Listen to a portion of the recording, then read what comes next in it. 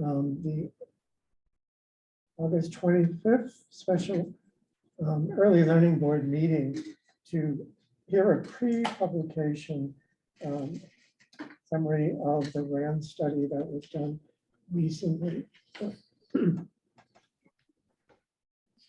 I want to begin the meeting by sharing the mission of the Early Learning Board to remind us of the work that's before us. To support children's academic and lifelong well-being by directing and supporting the Executive Office on Early Learning for an effective, coordinated, high-quality early learning system from prenatal to kindergarten entry.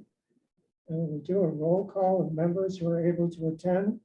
I know today was a challenge for some of our members. Justina? Present. Erin? Erin? Okay, Lenny. Aloha, I'm here. Thank you. Megan? Be joining us late. Ben? May? Here. Peters is here. Ali is absent. Sherilyn?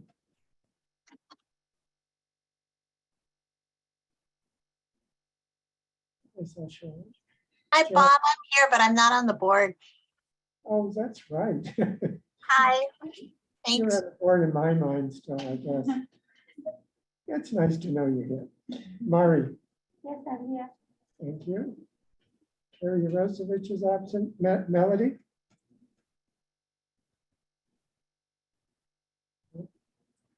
Okay, Dana Luca. Michelle Mahoy, I know is absent. Steve Schatz Here. and Keiko from Matt Shim. Here.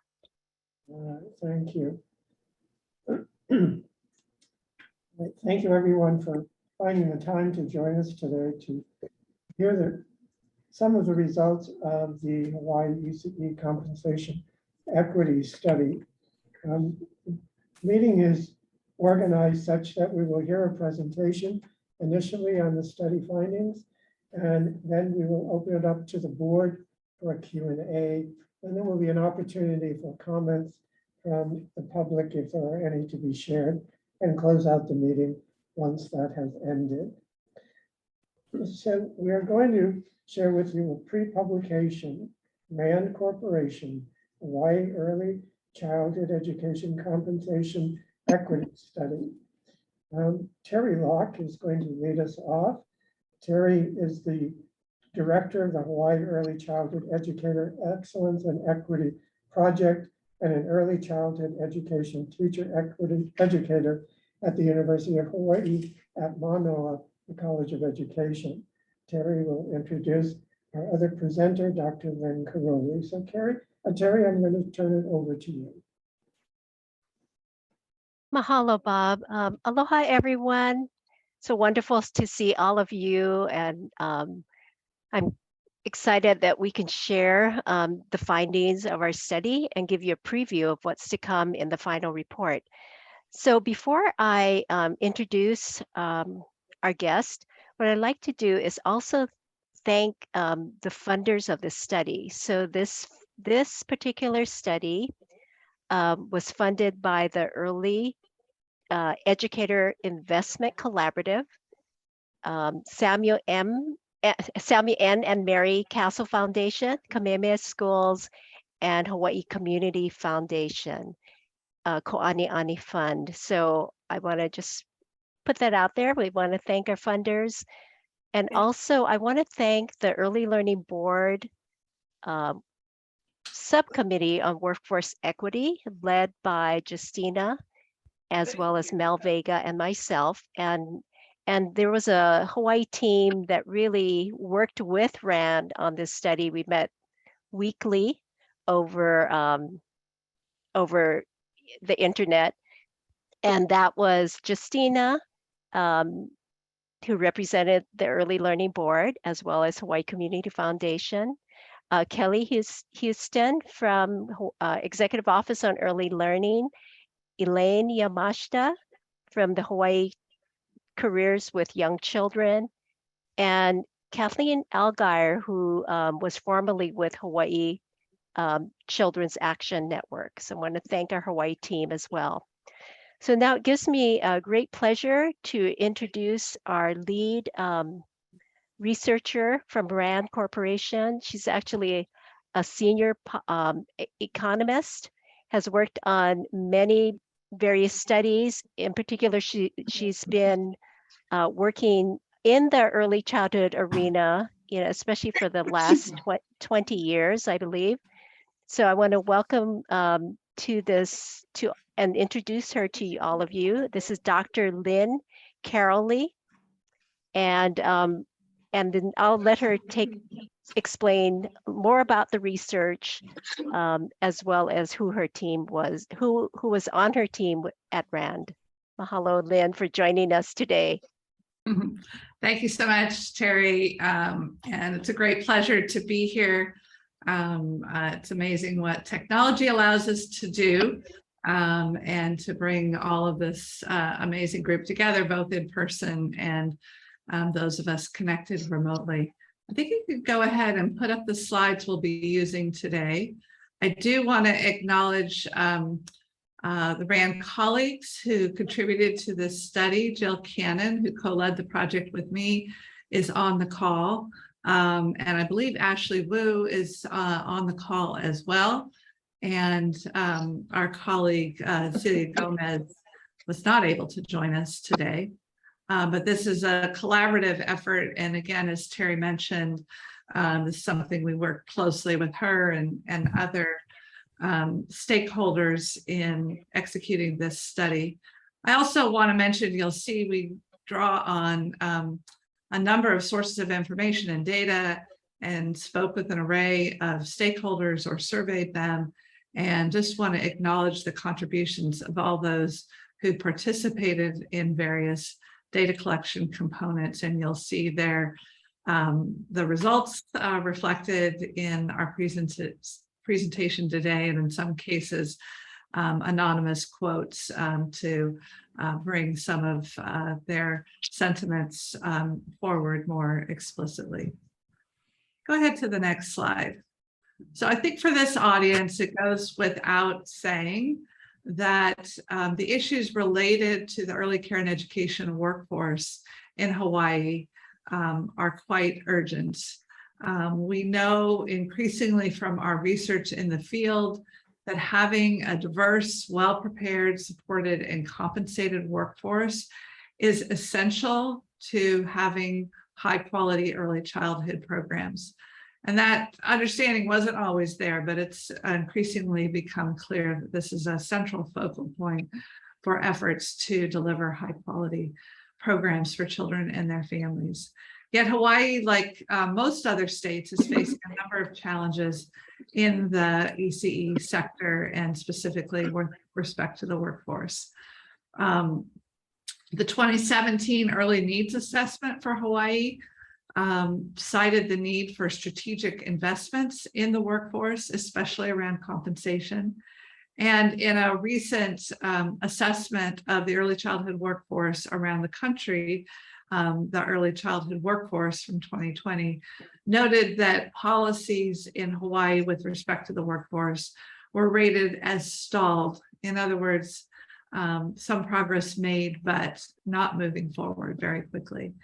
And it's important to note that these are not just issues that result from the pandemic, but this really predates the pandemic as central challenges in the early care and education sector.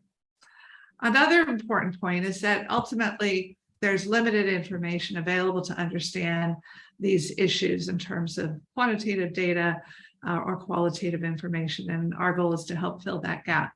So go ahead to the next slide.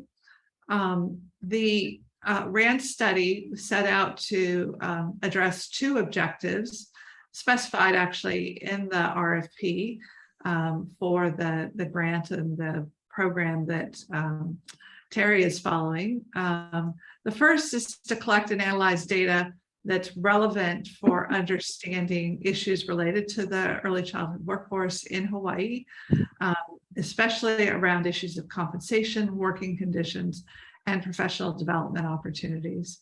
A secondary objective under this first goal was to identify challenges that underrepresented and underserved prospective and current college students in Hawaii face in enrolling, persisting, and completing their degrees in the early childhood field. And finally, a third component was to identify promising models for addressing the challenges in the current system for the workforce.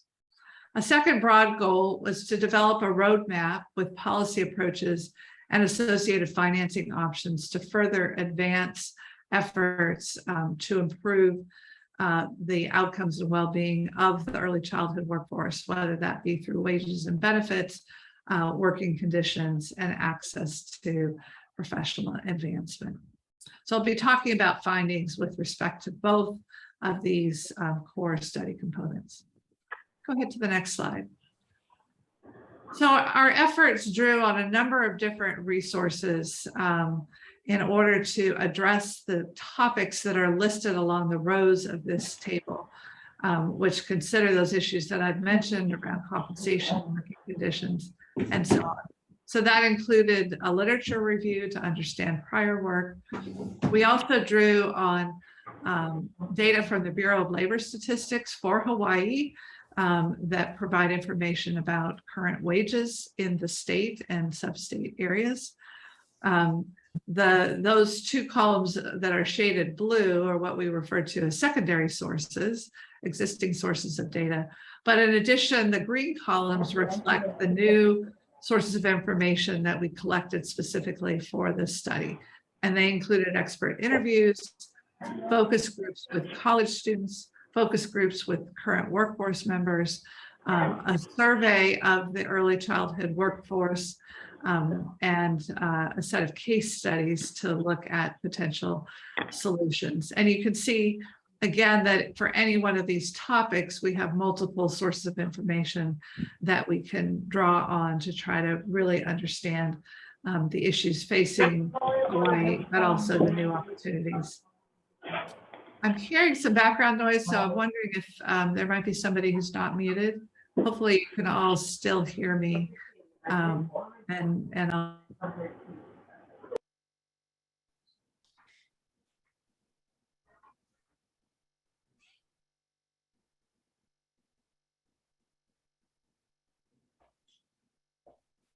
Can you hear me okay?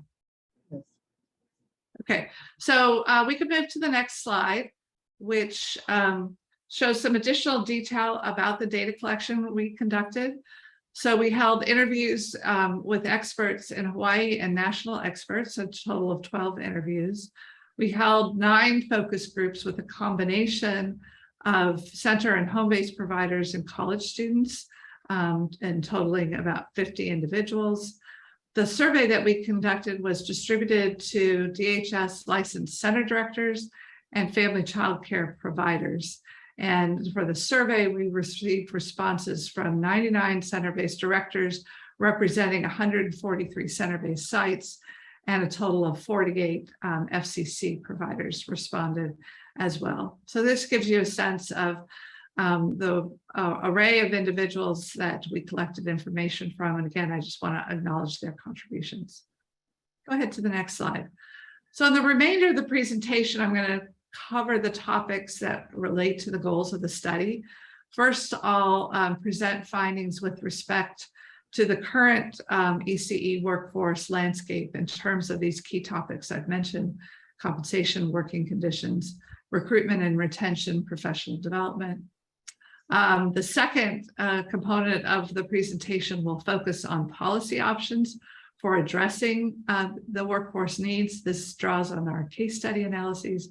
And then finally, we'll turn to the roadmap for future investments in the early childhood workforce.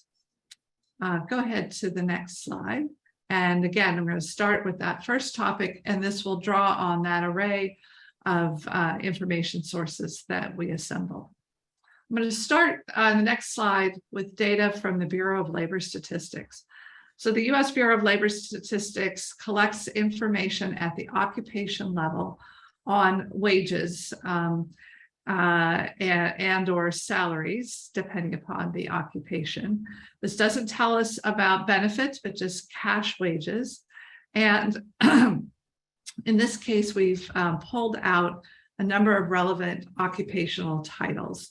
They include childcare workers, preschool teachers, except special education teachers, elementary school teachers, registered nurses, and then you can see 3 other categories at the bottom of the table for other care professions or those working in other service positions like fast food and counter workers and cashiers. For each of these occupations, we show what the median annual wage is for Hawaii or the hourly wage. The hourly wage is not available for elementary school teachers, which is indicated by the asterisk. So you can see here that starting with those first rows, which are picking up the early care and education workforce, that the annual compensation, either measured annually or hourly, is considerably lower for those outside of the elementary school, public school teachers. So making less than half of what an elementary school teacher would make at the median, and that considerably higher compensation in the form of wages for registered nurses. Childcare workers have wages that are comparable to those other care professions, which are also low paid, such as healthcare aides, fast food workers, and cashiers. And just to add one more point onto this slide, if you turn to the next slide, one benchmark to compare these wages to is what the estimated hourly or annual earnings would need to be to reach a level referred to as a living wage. And these are estimates calculated by researchers at MIT. They're specific to the family configuration. So these are estimates for one parent living with 2 children, that in order to achieve a living wage in Hawaii, especially given the high cost of living in the state, would be close to $51 an hour or over $100,000 a year.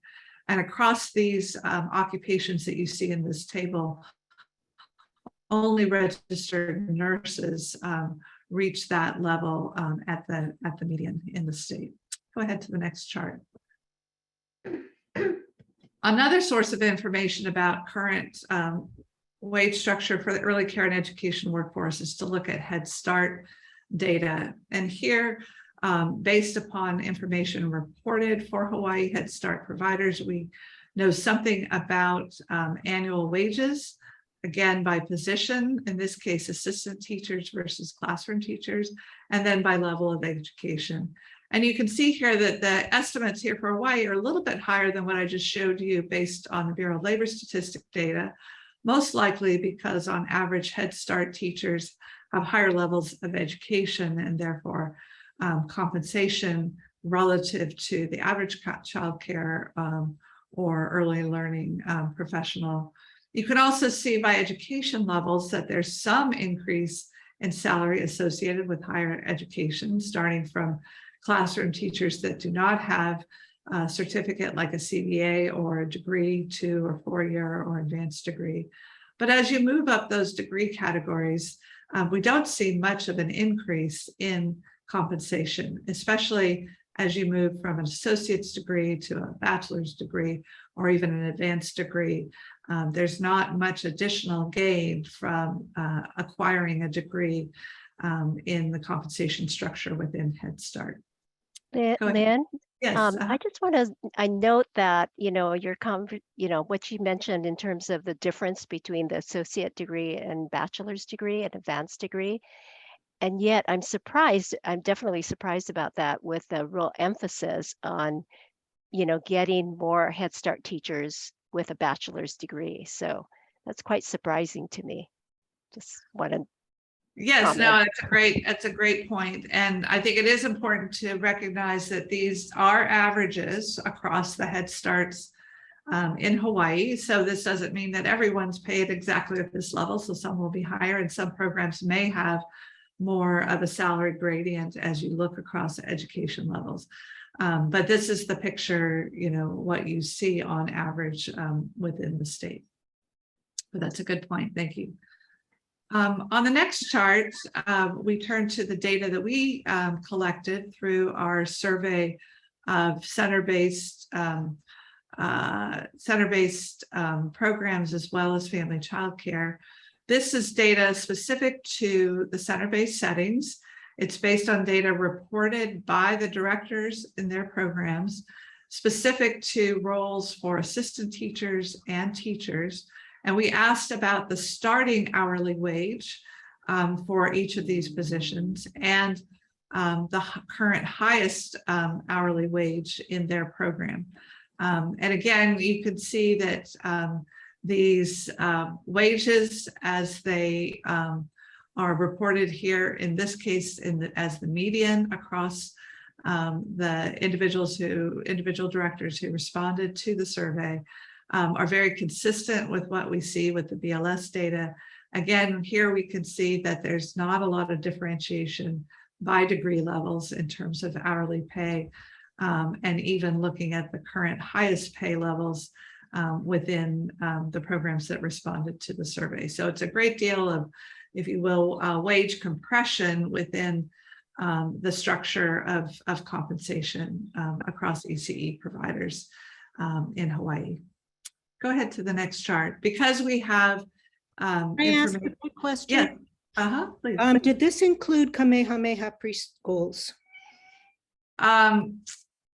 I believe, let's see, I may need Jill to help me answer that question. We surveyed licensed center and DHS licensed center and family child care homes. So I don't know if Jill, if you'll remember if the Kamehameha schools would have been as part of that listed set of providers. Yeah, I don't remember specifically, but if they're licensed by DHS, they would have been in our sample.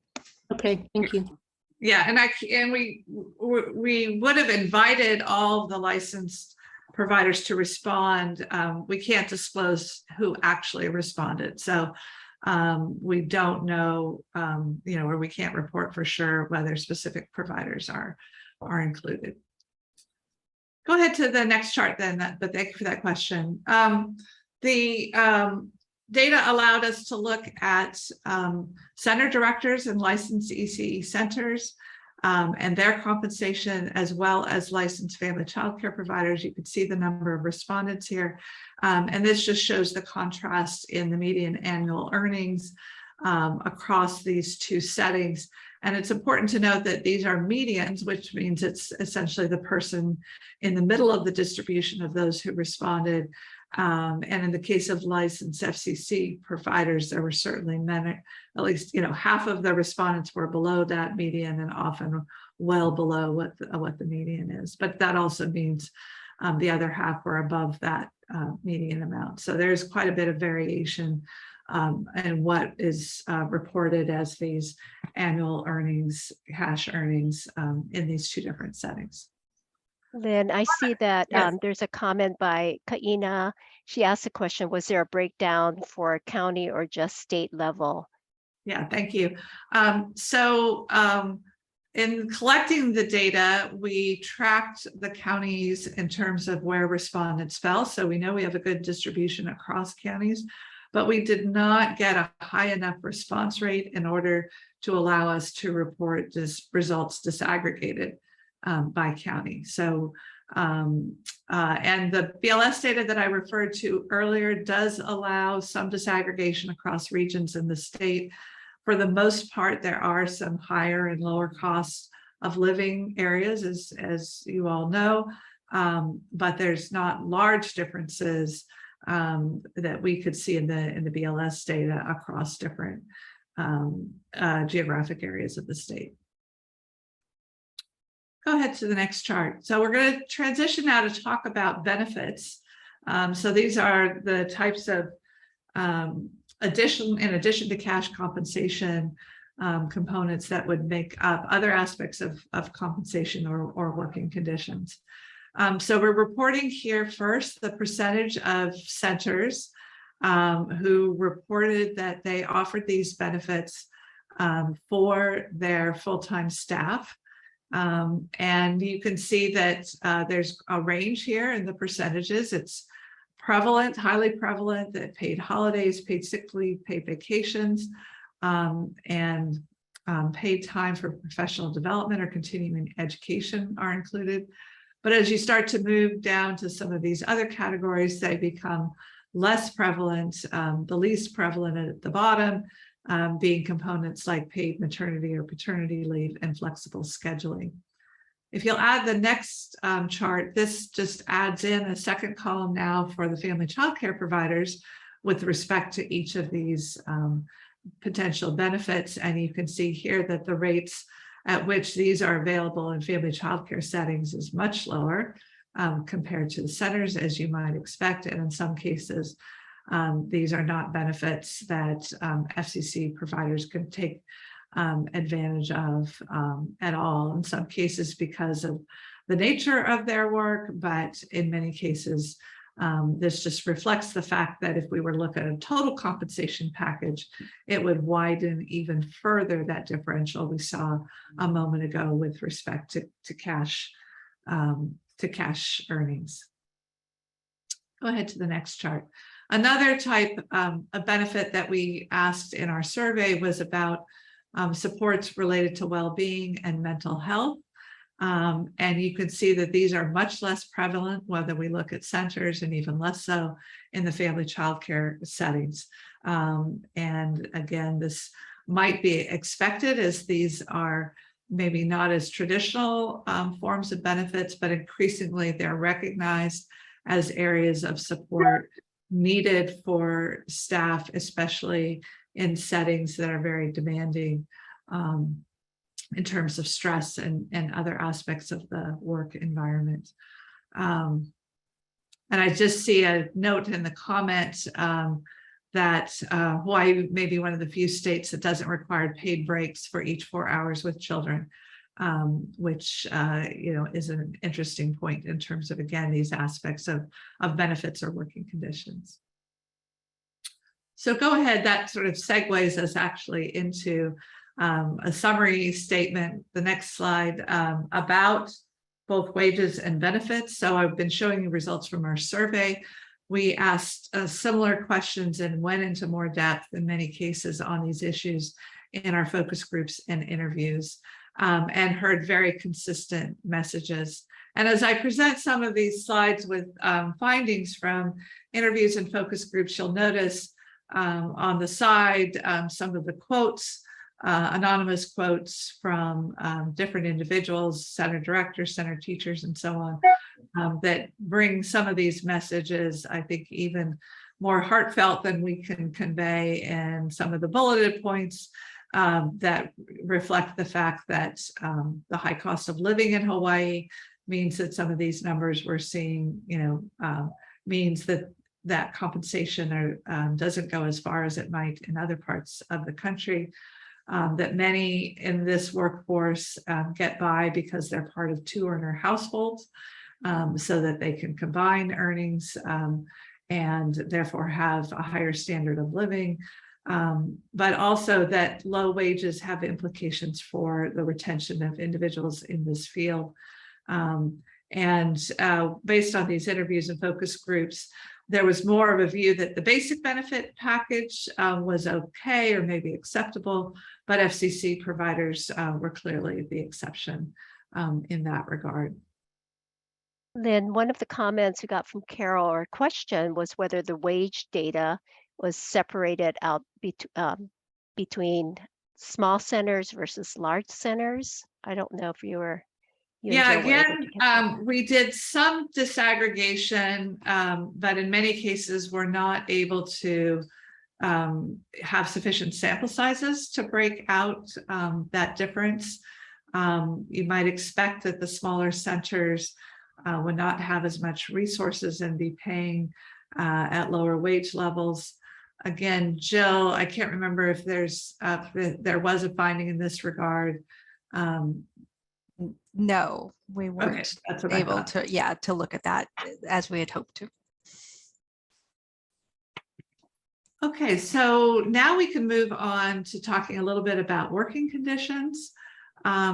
Here, again, you saw some of the aspects related to working conditions in the survey. What we heard when we conducted the interviews and the focus groups was that supportive working conditions really varied, particularly in center settings. There were some areas where those we spoke with reported more positive aspects around aspects like autonomy, agency, and collaborative environment, supporting a positive work environment. Many lead teachers expressed a view that they felt like they have control over their classrooms and contribute to center level decisions. On the side that might be less favorable, we certainly heard consistently reports about the high degree of stress. Yet, as you just saw a moment ago, limited access to mental health supports that would potentially address the stresses that are faced by this workforce. And that depending upon the setting and the particular workplace environment, there was variation around the other aspects of working conditions. So some teachers, for example, did not have access to paid scheduled planning time and often had to make do with time they could grab, for example, during nap time or on their own. Likewise, there was a range of variation around having protected workspace away from children that would be supportive for that kind of planning time. And that because of COVID, the collaboration among staff has become more difficult as well. Go ahead to the next chart. So the FCC environment, these working condition challenges are even more acute, again, because of the nature of a single practitioner or maybe a second colleague. And many FCC providers are really isolated in their work. They often work alone without help, and they don't have opportunities to collaborate with or get support from other educators. Meeting even basic needs among these providers while they're working can be difficult in terms of, having break times, time away from children for planning or administration. So these issues take on a different form in the FCC environment. Go ahead to the next chart. So what we see then in terms of retention and recruitment is very significant challenges because of these issues we've been talking about: the low compensation, the limited access to important benefits, and the working conditions that are not always optimal. This means that what was experienced in the pre-COVID period, as these issues were prevalent then, have been exacerbated in the post-COVID period. And it's meant, of course, difficulties finding qualified staff for vacant positions, but also then the retention challenges, particularly because of low wages and physical and emotional burnout. What we do see is that, many early educators reported to us their dedication to the field and their sense of community and their love of children, which keeps them in the field despite some of these challenges. But that kind of generosity on the part of the workforce may not be something that can be consistently counted on through time. You can see from these quotes that these issues are very heartfelt in terms of both the challenges, but also some of the reasons why individuals are in this field. Go ahead to the next chart. Turning now to professional development as we wrap up these themes from our data collection. We first want to note that we heard frequently how limited the incentives were or the available supports for obtaining credentials and degrees. So you can see the nature of compensation alone is not enough to motivate individuals if they're not going to see increases in compensation or compensation that are commensurate with the investment that's been made in an individual's education. In addition, for those who might want to advance their education, there are a number of challenges in doing so, whether it be the logistics, the challenges with student teaching, or the ability to find higher education programs that match the needs of those who continue to work in the field while they seek higher degree levels. And again, the quote on the right makes it very clear that there's not those incentives that in other fields we see associated with increased compensation when an individual reaches a new milestone in terms of degree attainment. And then this last slide within this section talks about professional development more generally. Again, limitations that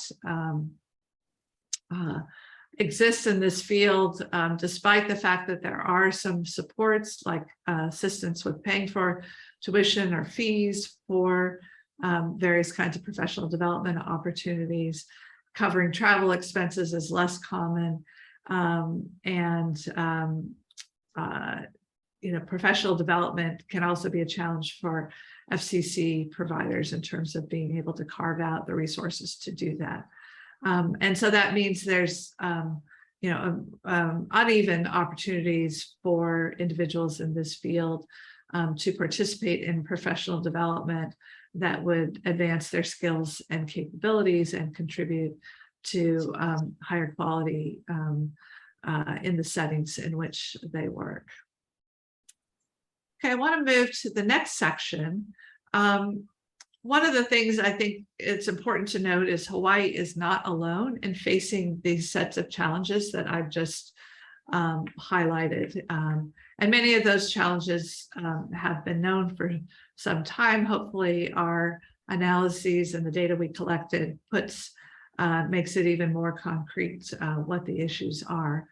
But the other advantage of having other states in a similar situation is that many of those states have been able to test out options for addressing the needs of the workforce. So what I'd like to do now is to turn to that discussion and some of the policy options that are featured in the report.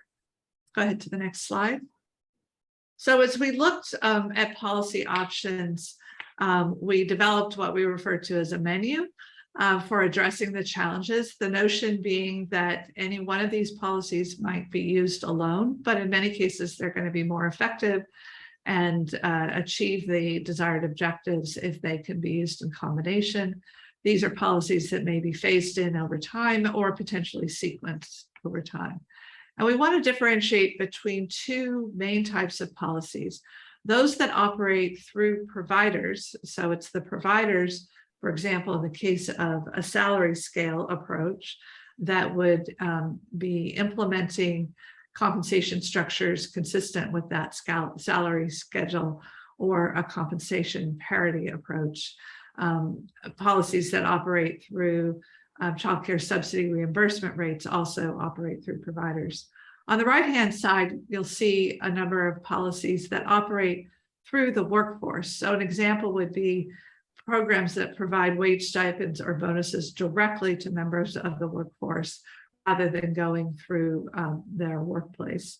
We'll talk about the use of income tax credits for members of the ECE workforce, providing direct access to benefits, apprenticeship program, and degree advancement strategies. These are all ones that are targeted to the workforce member themselves.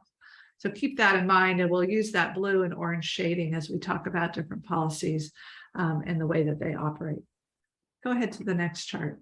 So we first focus on a set of policies that focus on compensation. Given the very significant gaps in compensation for the members of the ECE workforce in Hawaii, we view these policy options as critical to consider. You'll see 5 different options here, 2 of them operating through providers, 3 directly operating with the workforce. I've mentioned them: salary scales, compensation parity, the use of wage stipends or bonuses, the income tax credits and providing direct access to benefits. Just given the short time, I won't go into depth on all of these, but you can see that they each have been implemented in at least one location across the country. In a number of cases, multiple locations provide potential examples. The locations highlighted in bold are the ones that we use for case studies. So in the report is a detailed discussion in each of those contexts about what these policies look like, how they were implemented, and where we know aspects like the cost and evidence of effectiveness.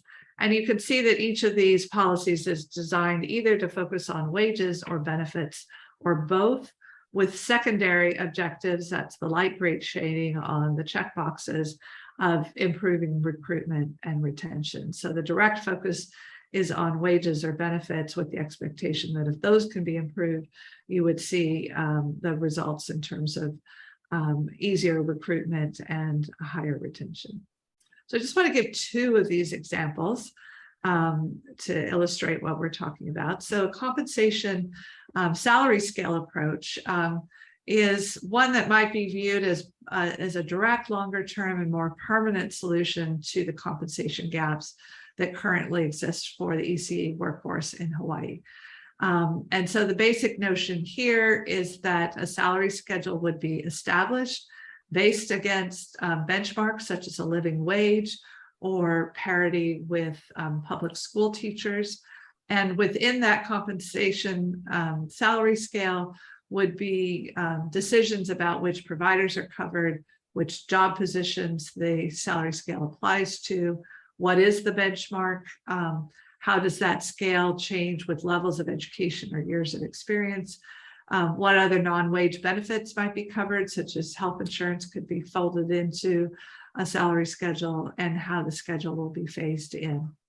This is a substantial opportunity to increase compensation, but it most likely would require additional funding and adjustments to reimbursement rates for providers. And there's, depending upon the design approaches, there can be unintended consequences. On the right, you'll see some of the key points from the case study for Washington, D.C., which has perhaps made the most progress in this area in implementing a salary scale, which, as it's about to be rolled out, is intended to cover all providers from birth to kindergarten entry and both center and home-based settings. I think a key thing to note about Washington, D.C. is that getting to the point where they have plans to implement and a design salary scale has been a multi-year process. And it's also a process that began first with supplemental pay through, you can think of it as bonuses or supplemental payments. And then with the notion that there would be a transition eventually to achieving similar or even higher levels of compensation through the salary scale. We note here that in the case of Washington, D.C., they've raised the funding to cover these costs through an increase in the marginal tax rate for high earners. And their funding in FY22 and 23 start at 25 million and then 73 million. And I want you to keep those numbers in mind as we talk a little bit later about potential costs for Hawaii. The next chart is the example of wage supplements. So this is in a way a counterpart to a salary schedule approach that's maybe considered more direct, but potentially a short-term solution, since you're not actually changing the overall compensation structure in the labor market. And so this is a way in which program like wages program, which you can see in the North Carolina example on the right, take this form of providing supplements to earnings directly paid to the members of the workforce. Again, there's flexibility in how these kind of wage supplements are structured in terms of who is eligible, the size of the bonuses. North Carolina tends to have one of the higher stipends that reaches up to almost $6,300, but some states using this approach have very modest supplements like $100. So there are opportunities to flexibly design these strategies and to use them potentially in the short term, while in the longer term, your eventual goal is to implement a salary scale or compensation parity. Go ahead to the next chart. So this is now a set of other policies that are designed to improve some of the other outcomes we've talked about for the system, such as recruitment and retention, improving working conditions or opportunities for professional development. Two of these focus or operate through providers, whereas the other two are focused on the workforce members. And again, you can see that these are strategies being implemented across the country with case study examples that we selected and are detailed in the report. I'm going to move to the two examples that we highlight here. The one is an approach to increasing CCDF reimbursement rates with the objective of achieving specific policy goals. The example that we have here is Pennsylvania, which implemented increased reimbursement rates specifically for providers who are serving infants and toddlers. And they combined that increase with contracts to providers rather than having the funding being tied to particular children, infants or toddlers. They, in this case, the providers had a contract with the state to serve a given number of slots, and then the provider was required, if a slot became vacant, to fill the slot to identify a family with the needs to serve an infant or a toddler. This approach at the end requires greater documentation, but it can help achieve policy goals. In this case, with Pennsylvania, providers reported greater financial stability because of the contracts and the guaranteed funding, and ways in which the state could also then ensure that that there was higher reimbursement to match the higher costs for serving children at those younger ages. The next example is apprenticeships, which I know Hawaii is becoming familiar with because of efforts in this area to build registered apprenticeship models. The case study example we have is from Philadelphia. And again, there's different models or the ways in which these apprenticeships are designed and implemented. Typically, they're done to serve the existing workforce as they seek additional degree attainment, but they may also be provided for new entrants into the field as a way of transitioning into being a member of the workforce.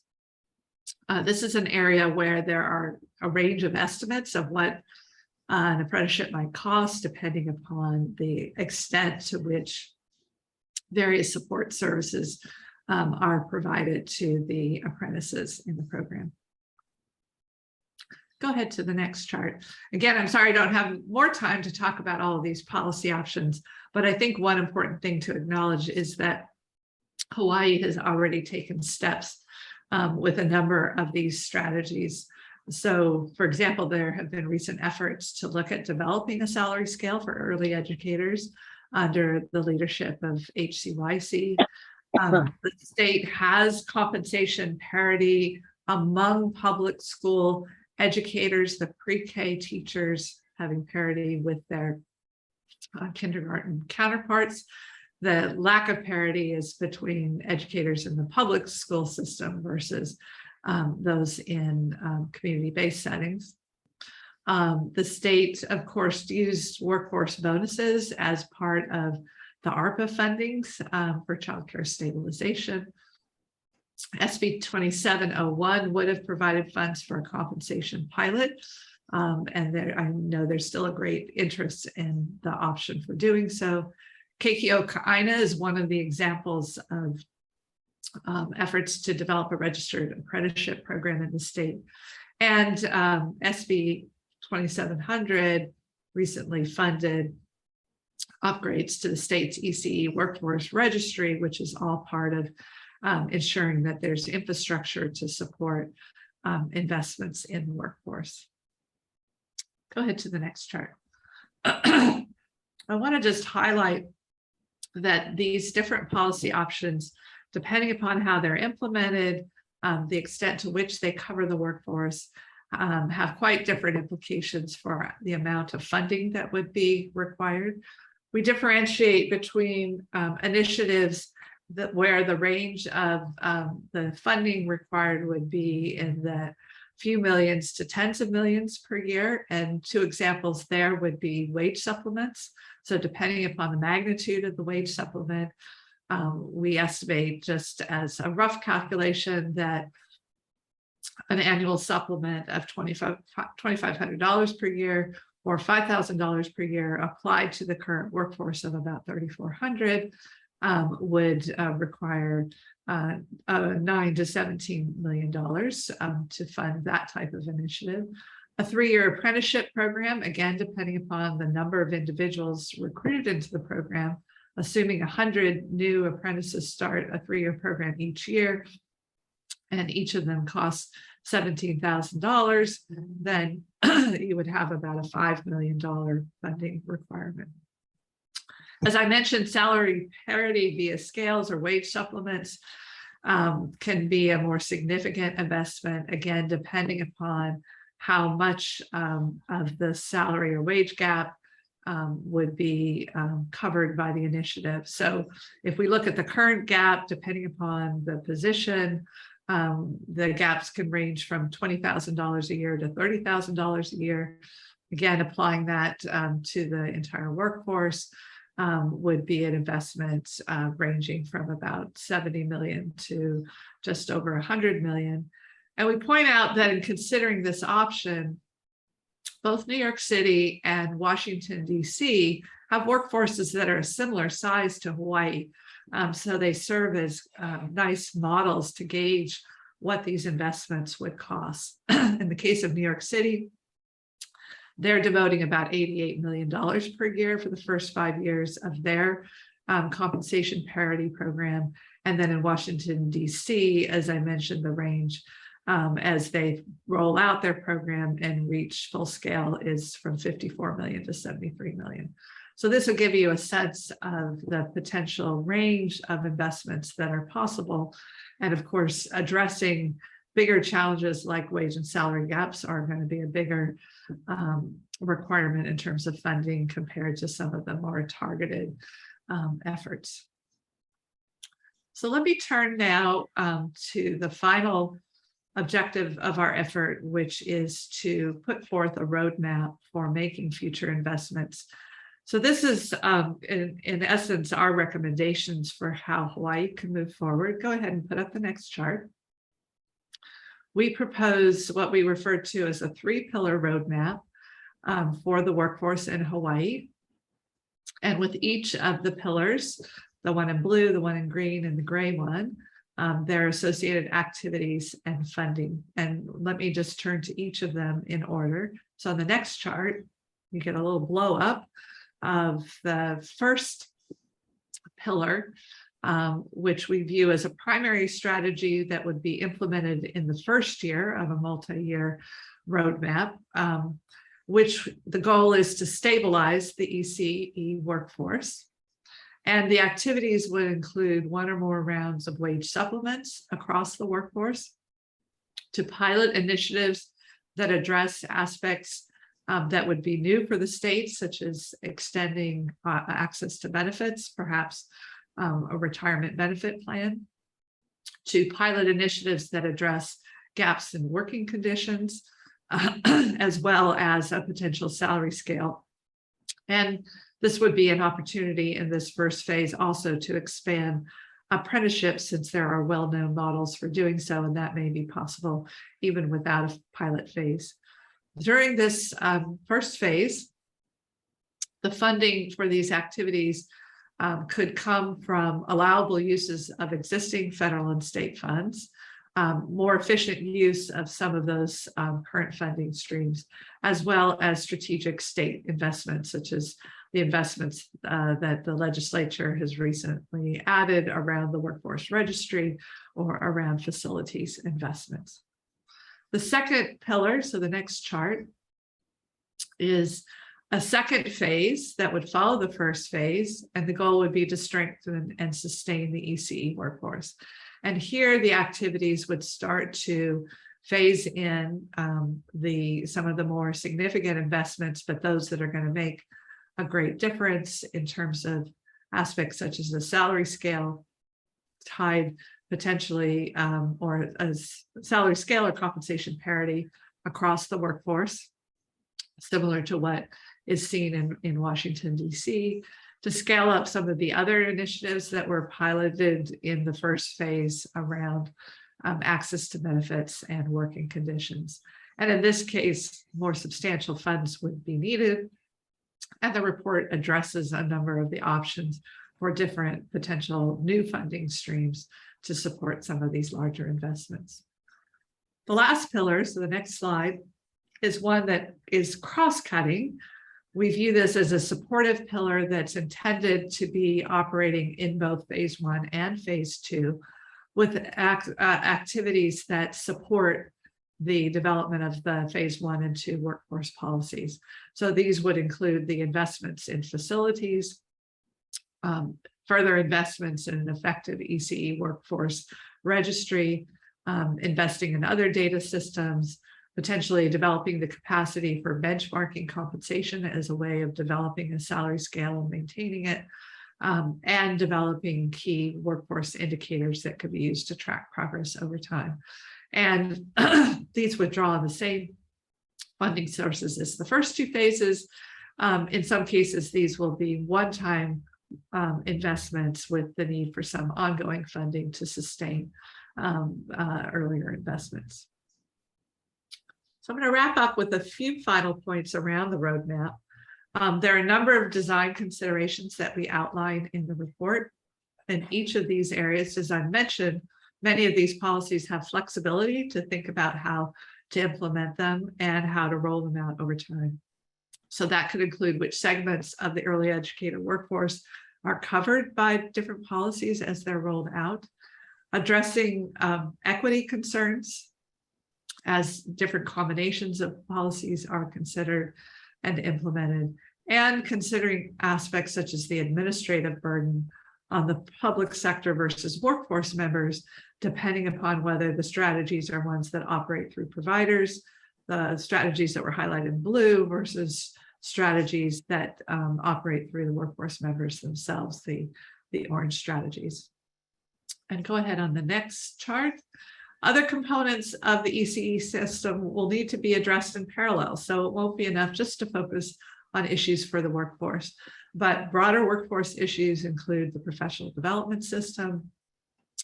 Approaches to provider reimbursement will need to be considered to account for higher compensation costs, potentially the use of grants and contracts in place of the current system.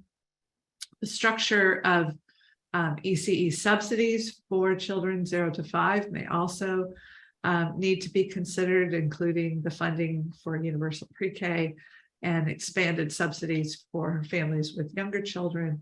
And then there's potentially an opportunity to coordinate approaches with the military childcare system in Hawaii, which is more prevalent than it is in some states. And that system is facing many of the same challenges as the civilian childcare system. So the potential to address these issues in parallel and in coordination may lead to even better outcomes. So I'm going to stop there. I believe we have time for our Q&A, and I look forward to further comments. I can try to see, there's one other comment here in the chat. That is, yeah, I see that one then. And that one is if we looked at data comparing pre-kindergarten wages versus infant toddler wages. Yes, so in the BLS data, that's not possible to do just because they consider broader occupation groups and childcare workers don't differentiate. And in our data collection, we did not have the opportunity to separate out, again, with insufficient samples within both the licensed infant toddler care providers and the licensed pre-K providers, to be able to differentiate across those two types of settings. I think one of the things that I'll just emphasize is that, despite our efforts, there's still opportunities, I think, to improve data collection for Hawaii to fill in some of these gaps and things that we couldn't look at because of the relatively small number of respondents to our survey. And we know everyone's very busy and we appreciated the responses that we got. But this is another opportunity for where a workforce registry can help be a permanent source of information that would allow investigation of these kinds of questions, because individual members in the registry could be associated with the setting that they're in, with the position that they hold, with their education levels, and that there would be then a resource for looking at these questions both at a point in time and tracking them over time. So I appreciate the question, and it's an important one, but not one that we could directly address. Yeah, I want to reiterate what Lynn said, was that we knew going into this study that it was going to be limited in terms of how we collect the data because we have limited workforce data. And so that's why I think it's also important for us to think about, as we develop our workforce registry, the kind of questions that we need to, so we don't have to, that we could gather that kind of information on an ongoing basis. So I just want to reiterate what Lynn said. I think it's really important for us to have this kind of data to make decisions, and not just having a study once in a while, but having, again, ongoing. Related to that, I see that Vivian asked a question about, was any data obtained on teacher longevity or turnover rates, length of vacancies? Yes, so again, because we weren't directly surveying teachers, we were not able to get that information. These issues did come up to some extent in our focus groups. And so again, the notion that there's high rates of turnover, there will always be some members of the workforce that have longevity, but what is hard to capture is that the individuals that you lose earlier in their career because they opt to move to other fields. So again, this is kind of information that a registry can be really helpful for capturing, because you would have a record of an individual's time in the field. It's also a way to track those who leave the field altogether, but whether you get people coming back.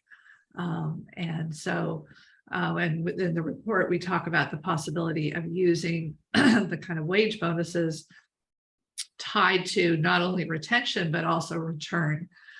So that if you're thinking about ways that you want to stabilize the workforce and in the longer term sustain them, that there may be ways in which, particularly the losses that have been experienced in recent years, that there would be a way to draw back individuals into the field using policies like a wage supplement or a bonus for return. Julie is asking, is in working conditions, was group size ratio considered? Yeah, we did not have data on the group size or ratio at the settings, both in our survey, and I don't think that we would have been able to take our focus group participants and divide them that way. But other research certainly, shows that that where working conditions become sort of less tenable, can happen as the group size or the ratios, move away from the desired levels. But that's something that, again, potentially a registry could answer, but a more in-depth survey could do so as well. And then I see Justina has a question, and while Justina, we asked Justina to ask the question, some of you might also have other questions, so you can feel Yeah, free please. to just speak up. Justina, go ahead. Oh, and I'm just following our ELB format because usually Oh. we type in that we have a question or comment Oh. into the chat. Okay, So okay. Very good. I'll keep it as we do with our meeting, but sorry if it seems kind of formal. I really appreciated the presentation, and two of the things on my mind is whether or not you came across during the kind of case studies that you were looking at any work that was being done that would be like supportive or have an outsized impact on especially the family childcare that had some of the lower benefit rates, like things like trying to figure out a way to support sick leave or dental insurance, things that look quite low on the chart that you were sharing with us. So that's one question. And then the other, I had a question on whether or not there will be any other kind of cost estimations in there. You have the slide that presented some on, parity with DC on size, so then you could kind of estimate what it would cost for salary schedule and things like that. Would there be other estimates for policy in the document? Yeah, let me take the second question first. So there are some other estimates, but we didn't have the resources in the project to, to be able to generate those kinds of estimates. Mostly we were trying to rely on estimates from the literature, in sort of a range of different, ways in which programs can be designed. A lot of it really does have to do with, especially things that are related to cash, either more cash compensation or things like, adding certain benefits like dental coverage. It's pretty straightforward to think about, what is a typical policy cost, and then, how many workforce members are there, and, kind of get that kind of back of the envelope calculation. Some of these, they really, the range of estimates around apprenticeships programs was pretty high, up to, I think in the case of the program implemented in Philadelphia, up to $60,000 per apprentice over, a 3-year program, just because there was a lot more supports being provided, especially for the part that involved the education time spent in schooling. So, there are ways, again, to design a lighter touch version versus a more intensive, or maybe have a range of options that, depending upon the needs of the workforce member, might be bigger or smaller investments.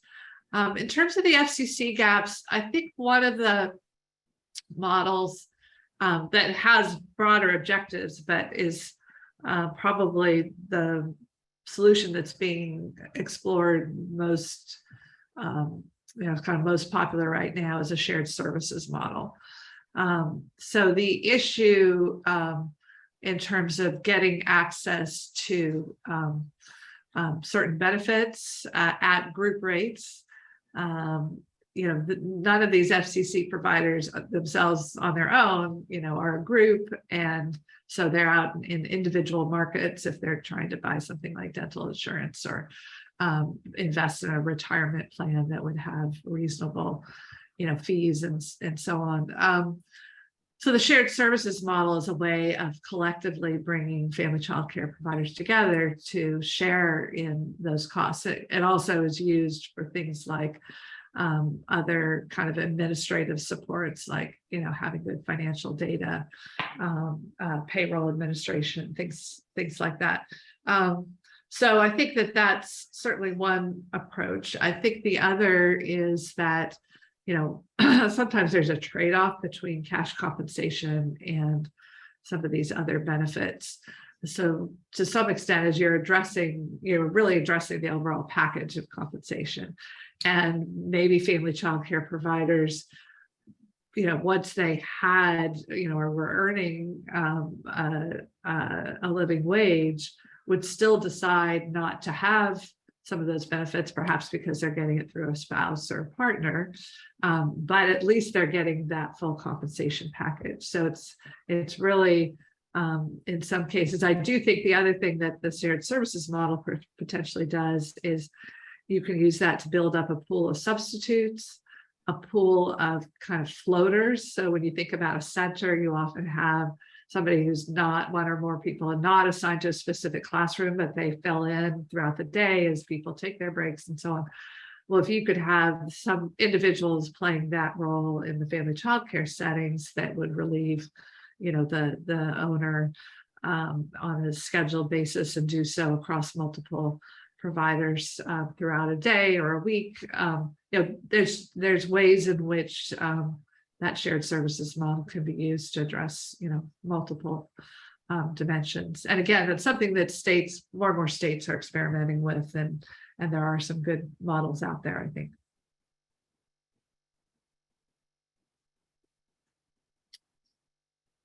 Terry, Mara, Thank you. Yeah, thank you, Justina. I see that Marty has a question. So Marty, Yeah. you want to ask your question?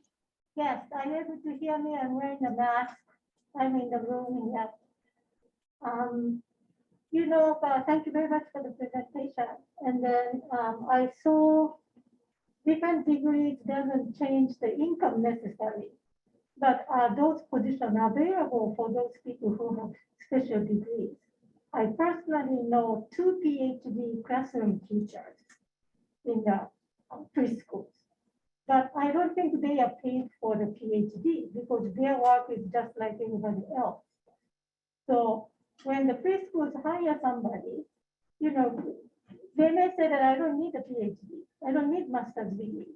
Then you may have to settle down in a lower salary. I think that is one of the reasons that is not necessarily reflected. Mm-hmm. And the registered nurse, they have one way to be registered nurse. There's no other way. You have to finish certain amount of study. You have to take the test. You have to be licensed from the state or whatever the organization. And then you have to pay for that, and you have to accomplish continuing education on your own in a way. They don't necessarily give you as a benefit. They may provide opportunity, but you may have to catch up by yourself. So, I don't think we can put that much stress to the early educator. And then, going to the higher is not necessarily maybe required, or unless you're really interested in it, or it's harder to find a job actually if you are in a higher position. Okay, that's great. I'd like to hire you, but this is all we can pay. So that is something that we have to be aware of. And then, one other question, one more question, which is not necessarily related, is did you have some teachers or the administrator answer that our teachers have second or third job? I actually went to some of the classrooms in the States, and then they have to rush out from the classrooms because they have the second job. And then I think the stress comes from not just in the classroom, but they have to make ends meet regardless of how many, husbands or other people who maybe contribute for the income in the household. And then, if it gets tough, okay, which gives us the better benefits. If there's a vacancy, they may just run off to the other job. I think that's easy to see. So I was wondering if you encountered those cases reported. There is a message in the chat that Mari's voice was a bit soft. She was talking about 2 specific areas, I believe. One was with regard to no distinctions being made in degree status within the payroll structures that we currently have. And secondly, wondering about whether or not there, with any indication about second job needs, people who were involved. So I'll turn it back to Lynn. Yeah, so let me just say a few words on those topics. I think that slide we showed for Head Start, that's their breakdown of showing staff by education levels. And I expect there are probably not many people, in a teacher position who have a PhD, but they have that category. And I think you're right that if I understood what you were saying, it's not necessarily a requirement that you need that degree in order to be in that role. And there might not be any compensation increase for that, which is understandable. If you do get into director roles, especially sometimes in larger settings, there may be an administrator, a need for higher, like a master's or a doctorate. So I think that point is well taken. And it also points to, a need to understand, and this is where career lattices can come in, other aspects of how you're thinking about the workforce and their career trajectories and what education levels are needed, and then to have the salary that would match or progress with that. On the second question was around, I'm forgetting what it was. That was about second jobs, Oh, the or second third job, jobs. yes. So I think that's a very good point. We sort of referenced, because we heard this in our focus groups and interviews, that some case that second job is a spouse working, so that you, within a household, a family, you have two earners, but it may also be that any individual within the household, including these members of the early childhood workforce, themselves are holding a second job in order to have sufficient income. And unfortunately, that wasn't something, because we weren't surveying teachers directly, and the BLS data certainly doesn't include that. It was not. And Jill, or I don't remember that it came up in the focus groups around second job holding, but Yeah, it's a really interesting point, and it did not come up specifically in that way, in the way we structured the focus groups, but definitely the sense that you needed an additional set of earnings in some way. Yeah, and we hear that anecdotally among our students, as Julie mentioned in the chat. Oftentimes, we have students who are working, going to school, and have multiple jobs.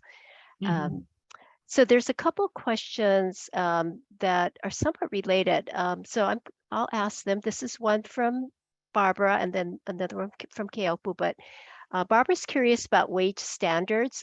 Do required wage scales apply to private providers as well as public classrooms? Or is this a distinction that only we can make because of our public funding restrictions? So it's a great question. And again, this is one of these design parameters. So in Washington, D.C., they are moving toward universally funded pre-K, or they actually have universally funded pre-K for 3s and 4s, but also universally subsidized 0 to 3.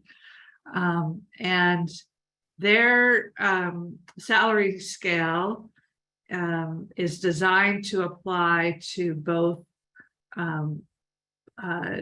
those providers who are in public schools, which is primarily at the pre-K ages 3 and 4, but also to the private providers. And one reason that they can do that is because if they're providing, essentially paying the cost for those providers of providing that care, they can say, we want you, if you're going to be receiving subsidies, to follow this salary schedule. This is what you would pay your workforce members based on their positions and education levels and so on. Providers who do not want to follow that, I mean, they can't compel providers to do that. So if there are providers who don't wish to receive those subsidies for the children and families they're serving, they could opt out and not have that wage scale applied to them. So there's no reason it can't be part of the private sector as well as the public sector. And I think even for Hawaii, with the constitutional provision, those children 0 to 3 are not in school per se. So if you think of them as in childcare, early learning settings, that there may be ways to, not fall under the constitutional restrictions in terms of state funding to subsidize care those ages.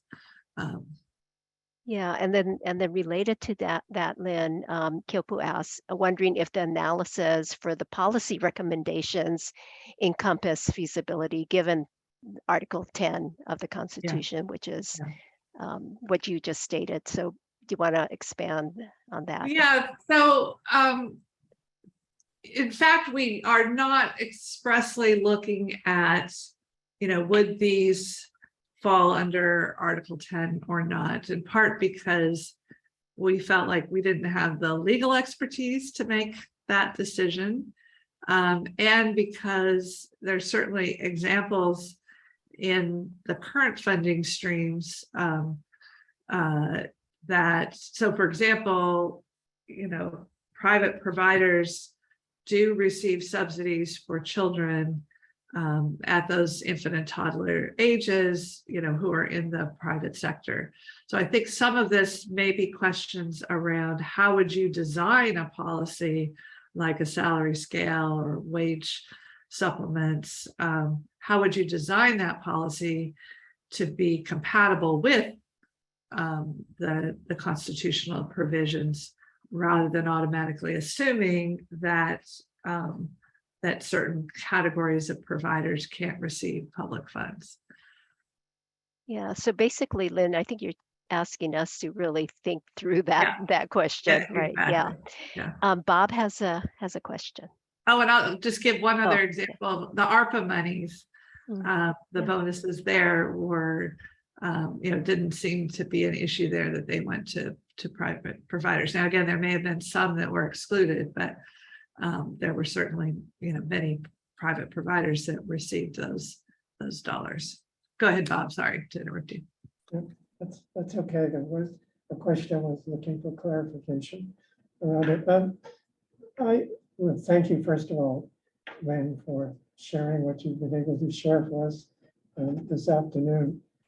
One of the things that I responded to and wondered if it was a generalized suggestion or had some data that led you there, and that was your statement about taking a look at the more efficient use of existing federal and state funds.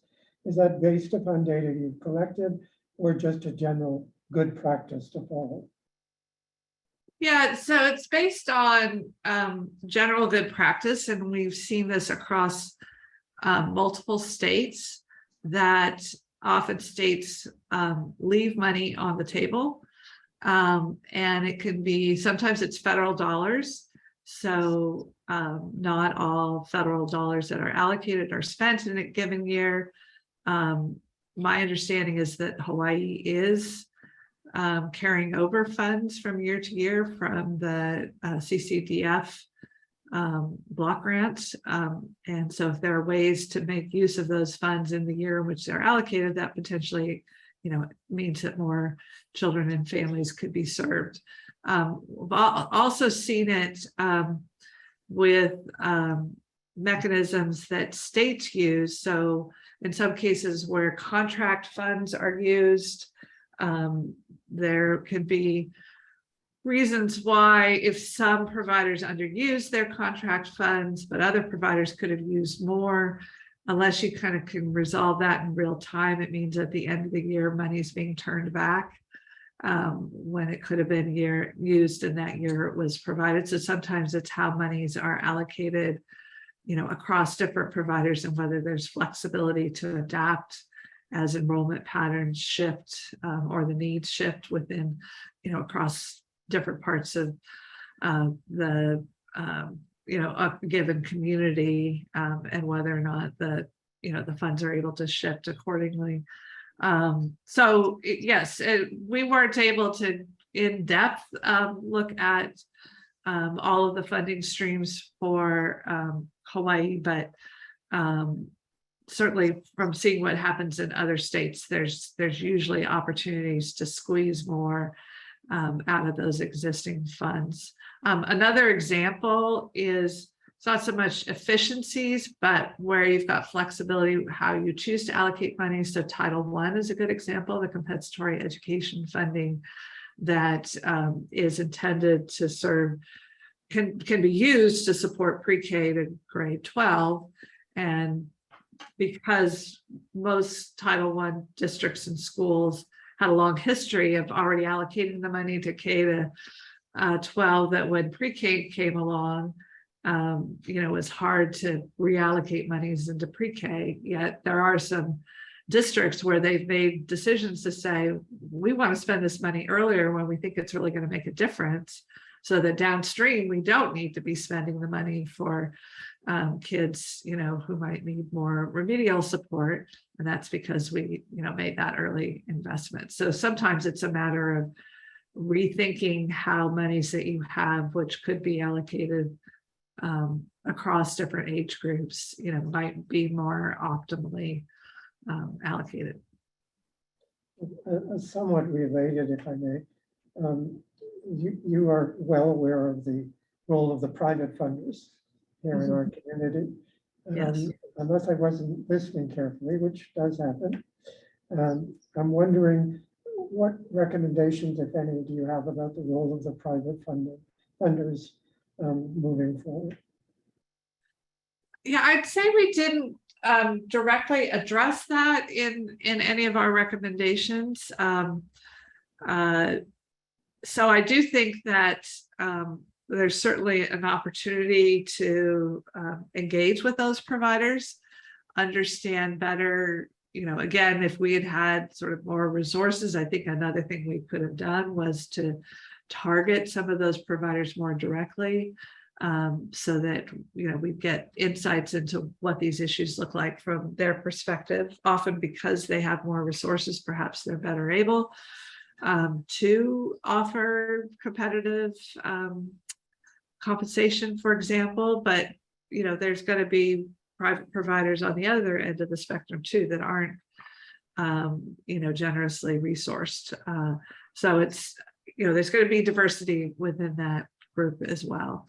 But I certainly think you would want them at the table, both in understanding, making sure there's a common understanding of the issues facing the state, and then also to be thinking about policy options and maybe even, unintended consequences, where something you might be trying to do to address issues for one segment of the provider community might have adverse impacts on another segment. And it's not necessarily the divide between public private. It could be, the providers that are serving the pre-K ages versus the infants and toddlers, or other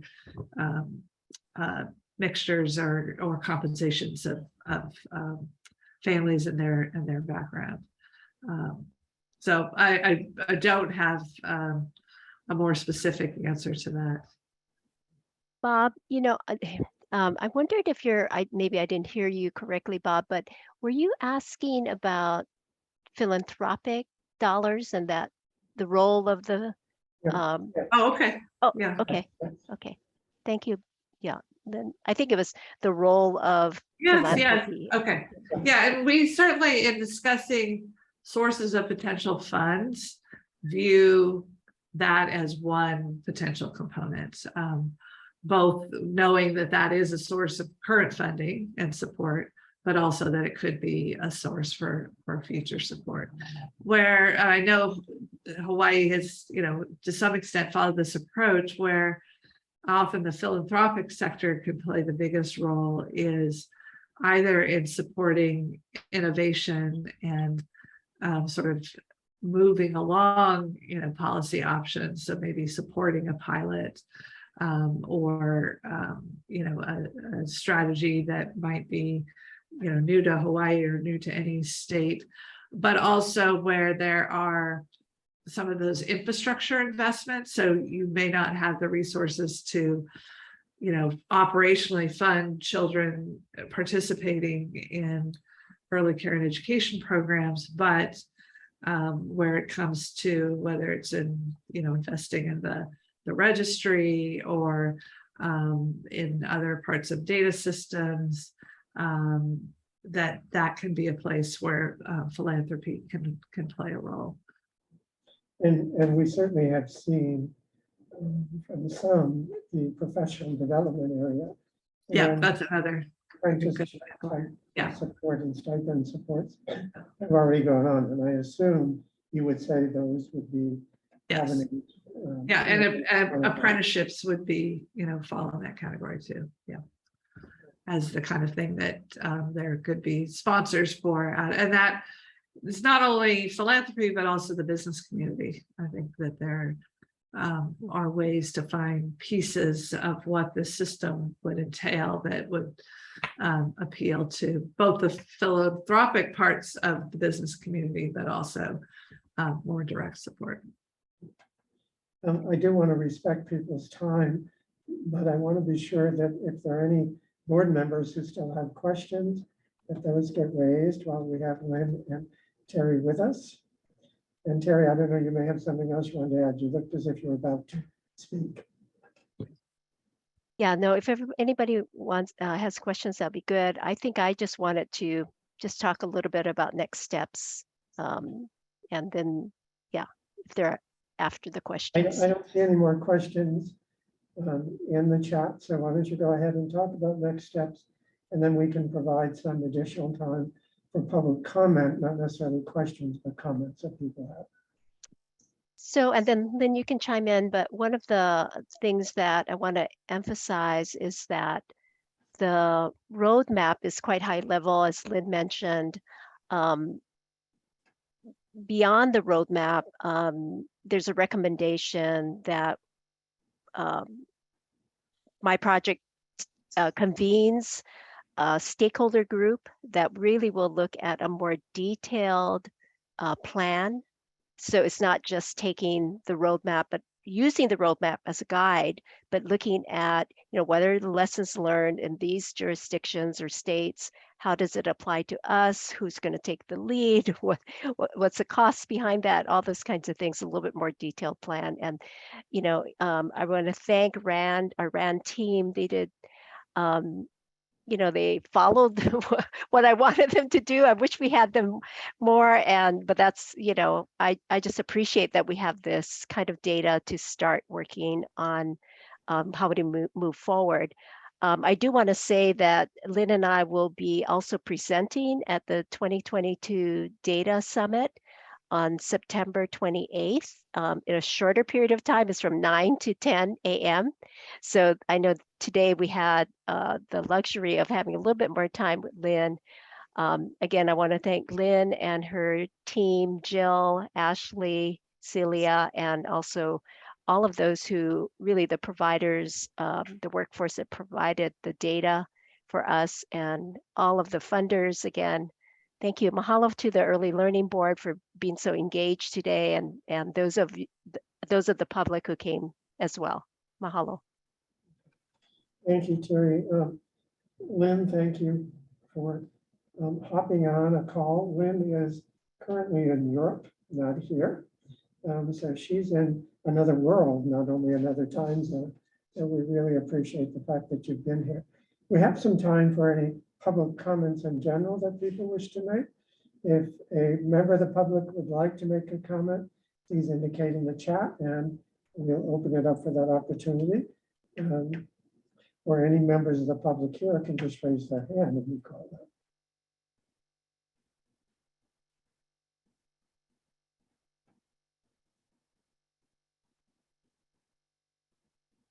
Lynn, are you seeing anything in the chat that I'm not?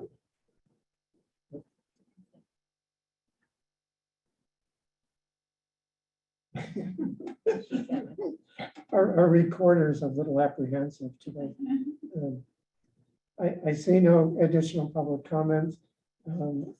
I have only to say thank you to everyone for sharing with us today, from Terry and the RAND Corporation in particular. We look forward to seeing the final report. We realize this is a pre-publication and not the final report. And that should be coming out, we hope, within the next month or so. Is that accurate? Terry, do I hit? Yeah, I think, yeah, I think according to Lynn and Jill, we should be, hopefully, will Jill, any update on the status of the final report? Yeah, right now we are looking at the beginning of October. Okay. All right, so we have something to look forward to in the time that comes. And a chance to really digest the data and the recommendations and ways we might proceed. And Terry, I hope you will continue to keep us updated on the progress of moving forward with the next steps. We would certainly will be eager to learn more, knowing that this is an area that there is a great deal of work to be done, and it's really critical that it be done if we're going to do the kind of expansion and provide quality access and opportunity for our children and families that we have been seeking. With that, I want to thank everyone who made time today to join us. I assume that Terry, you are available for anybody to email you if they have additional questions that come to mind. I want to thank the ELB staff for giving extra time to make this a possibility, for Colleen stepping in today, and once again for Christina and Lynette from the Seed Center here at KCAA for their gracious hospitality and opening up their building for our in-person portion of the meeting. Aloha to everyone. The regular board meeting for the Early Learning Board will be September 8th. And please set that aside on your calendar if you're able to join us. We'll look forward to seeing you then. Aloha.